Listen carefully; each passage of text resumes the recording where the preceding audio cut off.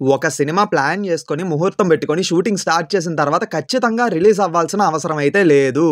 ఎందుకంటే కొన్నిసార్లు time bad అవ్వడం వల్ల అవి షెల్వ్ అయిపోయే ఛాన్సెస్ కూడా ఉన్నాయి. అందులో కూడా సాలిడ్ అండ్ క్రేజీ ప్రాజెక్ట్స్ ఆగిపోయాయి అనుకోండి, ఆ పర్టిక్యులర్ యాక్టర్ యొక్క ఫ్యాన్స్ పడే బాధ ఉంటది చూడండి. సరేలే, ఎన్నెన్నో అనుకుంటాం, అన్ని జరుగుతాయి ఏమిటి? కెరియర్ నాశనం అయిపోయిందన్నా బాధపడరు కానీ, ఫేవరెట్ యాక్టర్ది సాలిడ్ కాంబినేషన్లోని క్రేజీ ప్రాజెక్ట్ షెల్వ్ అయిపోయిందంటే మాత్రం దుఃఖం తన్నుకొచ్చేస్తదే. అంటే అది ఇప్పుడు మ్యాటర్ ఏంటంటే, ఈ వీడియోలోని షెల్వ్ అయిపోయిన కొన్ని క్రేజీ ప్రాజెక్ట్స్ కోసం మాట్లాడుకోబోతున్నాం అన్నమాట. ఆల్రెడీ రీసెంట్ టైమ్స్లో అనౌన్స్మెంట్ అయ్యి అడ్రస్ లేకుండా పోయిన ప్రాజెక్ట్స్ గురించి ఒక వీడియో చేశాను. అది ఒకవేళ మీరు మిస్ అయ్యి ఉండుంటే ఎండ్ కార్డ్స్లో ఆ వీడియో లింక్ తప్పకుండా ఇస్తాను, వెళ్ళి చూసేయండి. ఇప్పుడు ఈ వీడియో కాన్సెప్ట్ ఏంటో మీకు అర్థమైంది కదా, ఇంకా ఆలస్యం ఎందుకు చెప్పండి, వాయిస్ లెట్ మామా ఇంకా మొదలు పెడదామా? హాయ్, హలో, నమస్తే and welcome to news 3 people. Number 6, Sultan the warrior. Rajinikanth గారి కుమార్తె అయినటువంటి సౌందర్య రజనీకాంత్ గారికి ఒక డ్రీమ్ ఉంది. రజనీకాంత్ గారిని పెట్టి ఒక యానిమేటెడ్ మూవీ చెయ్యాలని. అందుకే 2007లోని ఒక స్టోరీ రెడీ చేసి సుల్తాన్ ద వారియర్ అనే టైటిల్ని ఫిక్స్ చేసి ప్రీ ప్రొడక్షన్ వర్క్ని కూడా స్టార్ట్ చేశారు. మోషన్ క్యాప్చర్ని యూజ్ చేసి రజనీకాంత్ గారి body language, walking style, dialogue delivery ఇలా డేటా మొత్తం కలెక్ట్ చేశారు. కానీ అప్పుడు వాళ్ళకి అర్థమైన ఒక విషయం ఏంటంటే, మోషన్ క్యాప్చర్ని యూజ్ చేసి యానిమేటెడ్ మూవీ తీయాలంటే బడ్జెట్ బౌండరీస్ దాటేస్తుందని. పైగా ఆ టైంలోని అంత టెక్నాలజీ కూడా అవైలబుల్గా లేకపోవడం వల్ల ఆ ప్రాజెక్ట్ని ఆపేశారు. దీని తర్వాత ఇంకో పెద్ద కథ జరిగిందిలేండి. దీనికి కొచ్చాడియన్కి ఒక చిన్న లింక్ ఉందన్నమాట. ఎందుకో ఏంటో అనేది షెల్వ్డ్ ప్రాజెక్ట్స్ పార్ట్ 2లో మాట్లాడుకుందాం. ఎందుకంటే షెల్వ్డ్ ప్రాజెక్ట్స్ అంటే 1, 2 కాదు కదా, చాలానే ఉంటాయి. ఈ వీడియో మొత్తం చూసి నచ్చితే తప్పకుండా 3K లైక్స్ టార్గెట్ ఇస్తున్నాను, అది కంప్లీట్ చేసేయండి. టార్గెట్ పూర్తయిన వెంటనే పార్ట్ 2ని అప్లోడ్ చేసేస్తాను. నెంబర్ 5, నర్తనశాల. బాలకృష్ణ గారికి ఇది ఆయన డ్రీమ్ ప్రాజెక్ట్. ఆయన సెల్ఫ్ డైరెక్షన్లోనే ఈ మూవీని 2004లో స్టార్ట్ చేశారు. ద్రౌపది పాత్రలో సౌందర్య గారు, భీముడి పాత్రలోని శ్రీహరి గారు, అర్జునుడు, బృహణల, అలాగే కీచకుడి పాత్రల్లో బాలకృష్ణ గారు. సక్సెస్ఫుల్గా ఈ ప్రాజెక్ట్ని అయితే స్టార్ట్ చేసి ఒక స్కెడ్యూల్ని కూడా పూర్తి చేశారు. బట్ అన్ఫార్చునేట్లీ సౌందర్య గారు యాక్సిడెంట్లో చనిపోవడం వల్ల ఆ ప్రాజెక్ట్ని అక్కడితోనే ఆపేశారు. ఆపేయడం ఎందుకు, వేరెవరితోనైనా కంటిన్యూ చేసుంటే బాగుండేది కదా అని మీరు అనొచ్చు. ద్రౌపది పాత్రలో ఆ టైంలోనే కాదు, ఈ టైంకి వచ్చేసరికి కూడా సౌందర్య గారు తప్ప ఇంకెవరు పర్ఫెక్ట్గా సూట్ అవ్వలేరు అని బాలకృష్ణ గారు చెప్పడం జరిగింది. అందువల్లే ఆ ప్రాజెక్ట్ని ఆపేశారట. కాకపోతే తర్వాత షూట్ చేసినటువంటి ఆ కొంత భాగాన్ని కోవిడ్ టైంలోని ఓటీటీలో రిలీజ్ చేశారు.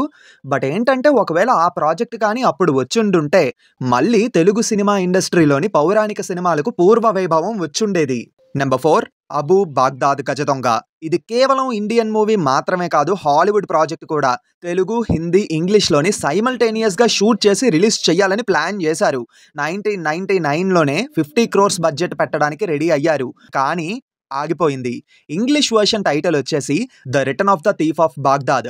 కానీ ఒక టీ వల్ల ఈ సినిమా ఆగిపోయింది. ఏంటి, షాక్ అయ్యారా? మూవీలోని ఇస్లాం హోలీ బుక్ అయినటువంటి ఖురాన్ని టీలోని ముంచే సీన్ ఉందని చెప్పి రూమర్స్ బయటకు వచ్చాయి. దీనివల్ల ఇస్లామిక్ కంట్రీస్లోని చాలా ఫైర్ అనేది రేజ్ అయ్యింది.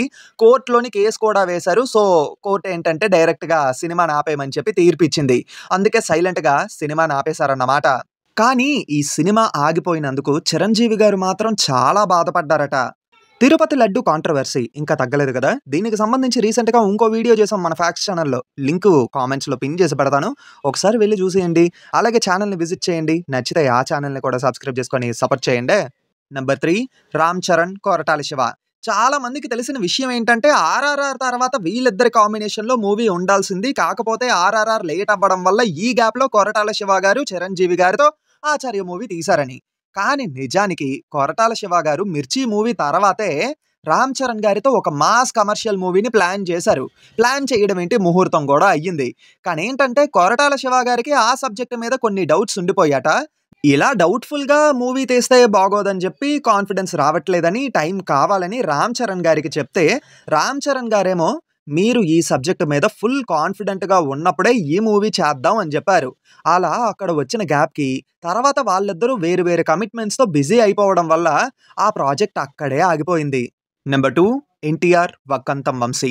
యాజ్ అ రైటర్గా వక్కంతం వంశీ గారు చాలా బ్లాక్ బస్టర్స్ని ఇచ్చారు. అందులో సురేందర్ రెడ్డి గారి కొలాబరేషన్లో వచ్చిన మూవీసే ఎక్కువ.